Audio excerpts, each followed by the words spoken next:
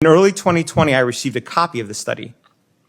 It showed the results of the analysis comparing children enrolled in Henry Ford from 2000 to 2016 from birth onward who had no vaccines compared to those who had one or more vaccines. The study was based on actual medical records, meaning finally a large vaccinated versus unvaccinated study using health data from a major United States health institution, something, as the IOM pointed out, never existed before.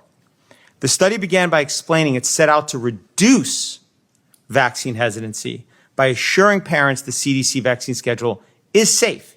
Instead, what these researchers found was that vaccinated children had 4.29 times the rate of asthma, 3.03 times the rate of atopic disease, 5.96 times the rate of autoimmune disease, and 5.53 times the rate of neurodevelopmental disorders, which included 3.28 times the rate of developmental delay and 4.47 times the rate of speech disorder. All of these findings were statistically significant.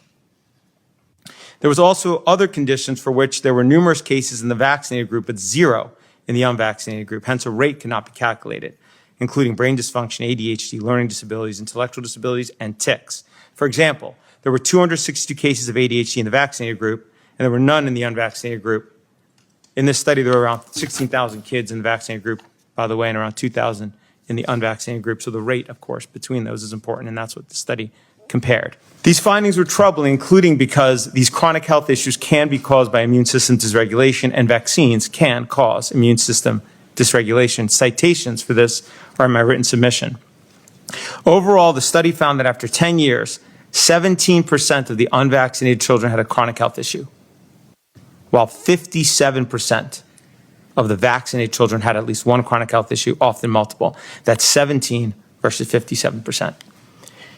The only real problem with this study and why it didn't get submitted for publication is that its findings did not fit the belief and the policy that vaccines are safe. Had it found vaccinated children were healthier, it no doubt would have been published immediately.